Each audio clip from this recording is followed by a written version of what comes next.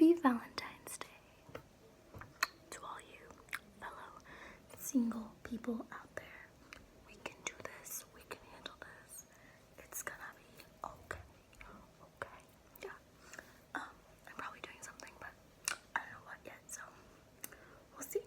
But today I'm going to be doing a story time on how two of my best friends in middle school completely backstabbed me and cut me off and continued to bully me for the rest of the until like 9th grade. Okay, so basically I had two main best friends in 6th and 7th grade, we'll say.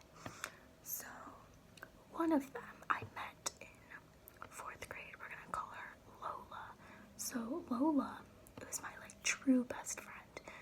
We literally were best friends from 4th grade to 7th grade. We're still friends now because we're obviously mature now, but you'll see what happens. So me and Lola met this girl, we're gonna call her Catherine. We met this girl Catherine and she seemed really nice. We started hanging out with her more. She was in our gym class, so we always hung out in like gym. I don't know if you know how gym is in middle school, but it's basically terrible. You have to change into this shitty outfit every single day, and you basically just go and sit. You sit with your friends and pretend to do sports. So yeah, we started hanging out with her more, and so she basically started sitting with us at lunch, and she became part of our like real friend group. Like we had some friends before that. They ditched us. It's a long story too. I can do another story time on those friends, but basically, friends in middle school never stick for life. They don't. A lot of my shitty friends were from middle school, so yeah. So we started letting Catherine sit with us at lunch, and yeah.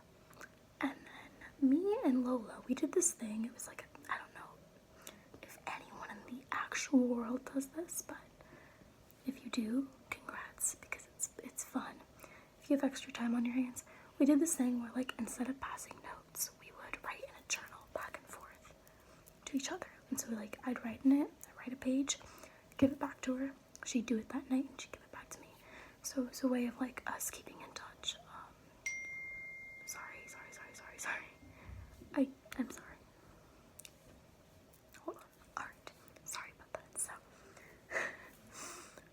we did the journal and we started to hang out with Catherine more, and she ended up being really, really bossy, and like she was super rich, so like when we go hang out with her, she just acted like she was really rich and spoiled, and like she'd be like, Mom, like get me this, and then she'd be like, Haley, go get me this, like Lola, go get me this. And there was like a lot of other things she tried to get with like two of our boyfriends, so like she wasn't a very good friend to us. So me and Lola had been writing about it in the journal. We were like, I don't really know if Catherine is gonna be a good friend to us. She's been kind of rude, like we love her, but she's gonna have to like change her attitude. Like she can't treat us like crap all the time, basically. And she was saying the same things, she was like, yeah, we should definitely talk to her about it, or we're gonna have to be like, listen, we're not gonna get treated like crap, we're not. So we talked about it for a few weeks, and then all of a sudden, Catherine texted me, and she was like, listen, I know what you said about me, and I really don't appreciate that. I don't want to be friends with you anymore, so bye, bitch, or something like that. Something rude and disrespectful, so I'm not even surprised. It was her. So I was like, what did you read, or what did I say about you? Because I was really genuinely confused. She was like, Lola gave me the notebook that you guys have, and I read every single shitty thing you said about me. And I was just like, well, it wasn't shitty, first off. And I also said, well, anything that I said, Lola said first, and I agreed with it. And she was like, that's such a lie. I read every single page of the notebook, and the only person saying things about me was you, so stop trying to cover your little ass or something. I don't know. I was like, okay, then show me the journal and I'll show you exactly where Lola said shit about you. And she was like, okay, I'll show you at lunch, and then you're gonna leave. We're not sitting with you anymore. Me and Lola are gonna go sit somewhere else. And I was like, really Lola is like siding with her over this. Like, are you actually kidding me? So I opened the journal and all the pages that Lola had responded to me were just somehow ripped out. So apparently Lola had ripped out the pages where she had talked about Catherine and gave it to Catherine.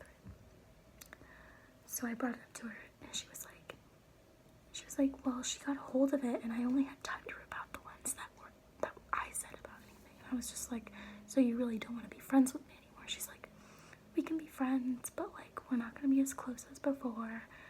And yeah, I'm sorry. Like, are you joking me, bitch? Alright, so I eventually just decided, like, if friends were gonna be like that to me, I was just gonna go sit. I had other friends, obviously. They weren't my only two friends in all of middle school, but I went and sat with my other friends. And like the next week, we all had other YouTube channels. I know, embarrassing. They were super embarrassing, cringy YouTube channels. But they made a YouTube video together. They were like, we only need 2 friends. Everyone else has fucked us over. She's the only bitch I need. She's the only girl I need. Fuck everyone else.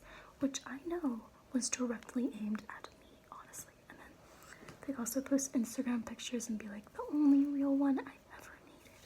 My only true friend. The only person who stuck by my side through all of this.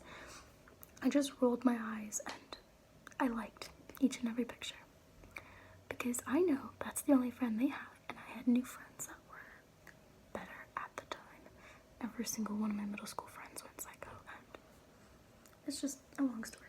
So they were best friends for like a full 2 years later. Always posting shit to try and piss me off. I don't ever really know what I did, but she would always comment on my YouTube videos and be like, wow, this was so lame. Why would you even post this? And I was just like, look at your videos, bitch. Like, at least I don't post cheesy ass videos with my fake ass friend who talked about me as well. And I'm that stupid and blind to even notice. So my videos were less cringy than hers, I will say.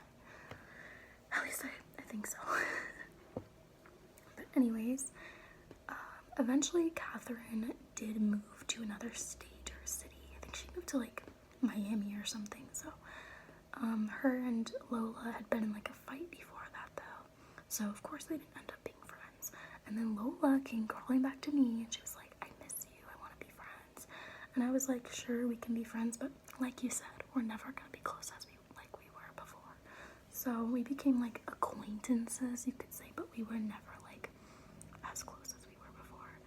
And to this day, like, she follows my spam on Instagram, and I follow her Instagram, and now that we're both like 19 and more mature, none of that drama really matters. We're still friends.